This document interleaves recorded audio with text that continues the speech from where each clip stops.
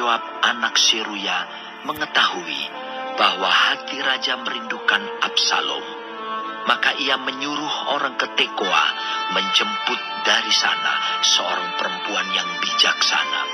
Lalu ia berkata kepada perempuan itu, "Berlakulah pura-pura berkabung, dan pakailah pakaian berkabung.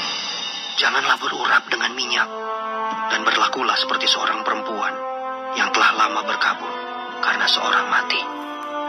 Kemudian masuklah menghadap raja, dan berbicaralah kepadanya seperti ini." Lalu Yoab menaruh perkataannya ke dalam mulut perempuan itu. Ketika perempuan Tekoa itu masuk menghadap raja, sujudlah ia dengan mukanya ke tanah dan menyembah sambil berkata, "Tolonglah, ya Tuanku Raja." Raja bertanya kepadanya, "Ada apa?" Jawabnya, "Aku ini seorang janda, sebab suamiku sudah mati. Hambamu ini mempunyai 2 orang anak laki-laki. Mereka berkelahi di padang. Dan karena tidak ada yang memisahkan, maka yang satu memukul yang lain dan membunuh dia. Sekarang seluruh kaum keluarga bangkit melawan hambamu ini. Dan mereka berkata, serahkanlah orang yang membunuh saudaranya itu, supaya kami menghukum dia mati ganti nyawa saudaranya yang telah dibunuhnya itu. Supaya kami memunahkan juga ahli waris itu. Mereka hendak memunahkan keturunanku yang masih tersisa itu dengan tidak meninggalkan nama atau keturunan bagi suamiku di muka bumi." Lalu berbicaralah raja kepada perempuan itu, "Pulanglah ke rumahmu. Mengenai engkau akan kuberi perintah." Perempuan Tekoa itu berkata kepada raja, "Aku dan keluargaku akan menanggung kesalahan itu, ya Tuanku Raja. Tetapi raja dan tahtanya tak bersalah." Lalu berkatalah raja, "Jika ada orang yang mengatakan apa-apa lagi terhadap engkau, bawalah orang itu menghadap aku, maka ia tidak akan mengusik engkau lagi." kata perempuan itu. Kiranya raja ingat kepada Tuhan Allahmu, supaya si penuntut tebusan darah jangan terlalu banyak menimbulkan kemusnahan, dan supaya mereka jangan memunahkan anakku itu. Lalu berkatalah raja, "Demi Tuhan yang hidup, sehelai rambut pun dari kepala anakmu itu tak akan jatuh ke bumi."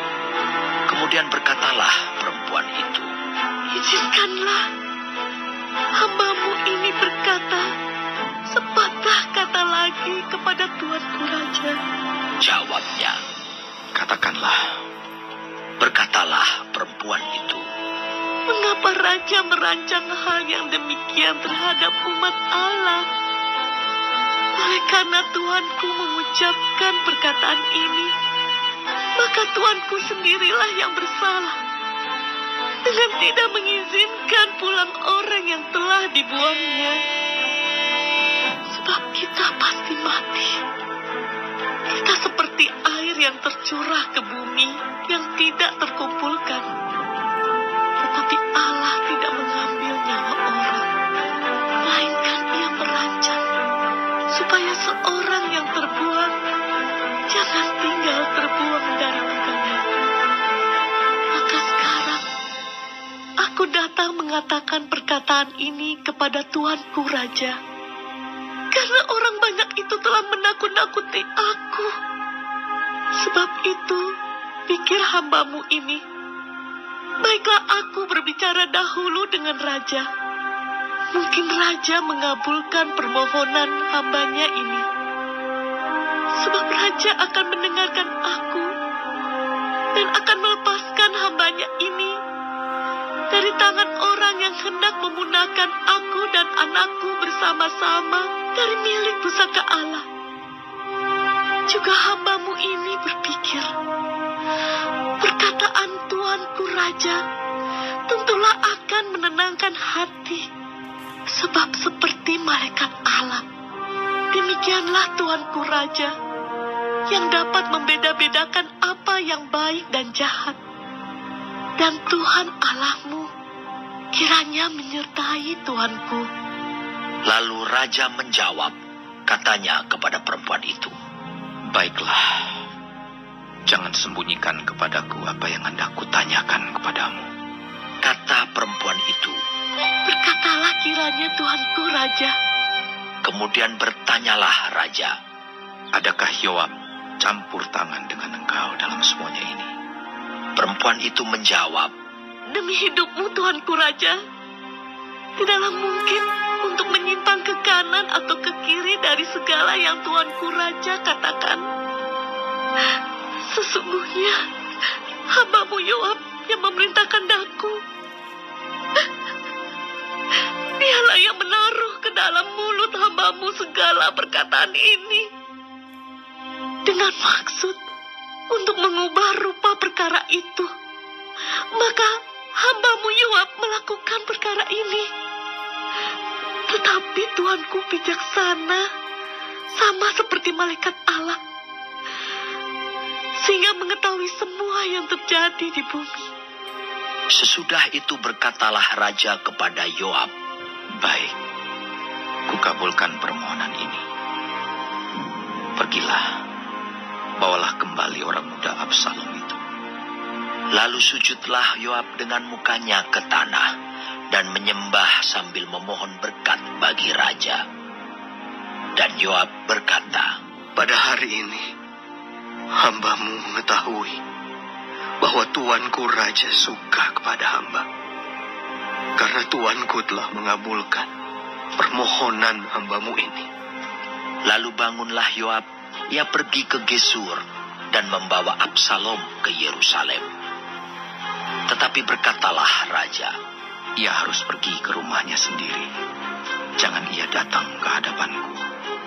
jadi pergilah Absalom ke rumahnya sendiri dan tidak datang ke hadapan raja.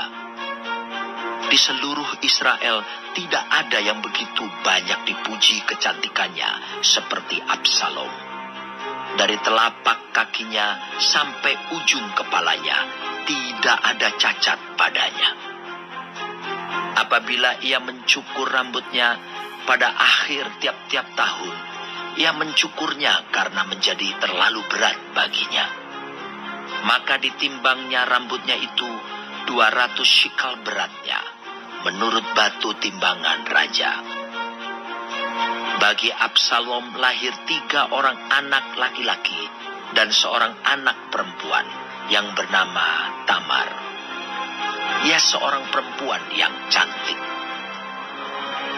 Setelah Absalom diam di Yerusalem genap 2 tahun lamanya, dengan tidak datang ke hadapan raja, maka Absalom menyuruh memanggil Yoab untuk diutus kepada raja. Tetapi ia tidak mau datang kepadanya. Kemudian disuruhnya memanggil dia lagi untuk kedua kalinya, tetapi ia tidak mau datang. Lalu berkatalah ia kepada hamba-hambanya, Lihat, ladang Yoab ada di sisi ladangku, dan di sana ada jelainya. Pergilah, bakarlah itu. Maka hamba-hamba Absalom membakar ladang itu. Lalu Yoab pergi mendapatkan Absalom ke rumahnya dan bertanya kepadanya, Mengapa hamba-hambamu membakar ladang kepunyaanku itu? Jawab Absalom kepada Yoab, Ya, aku telah menyuruh orang kepadamu mengatakan, Datanglah kemari, supaya aku mengutus engkau kepada raja untuk mengatakan, Apa gunanya aku datang dari Gesur? Lebih baik aku masih tinggal di sana. Maka sekarang, aku mau datang ke hadapan raja. Jika aku bersalah, biarlah ia menghukum aku mati." Kemudian masuklah Yoab menghadap raja dan memberitahukan hal itu kepadanya. Raja memanggil Absalom, dan ia masuk menghadap raja, lalu sujud ke hadapan raja dengan mukanya ke tanah. Lalu raja mencium Absalom.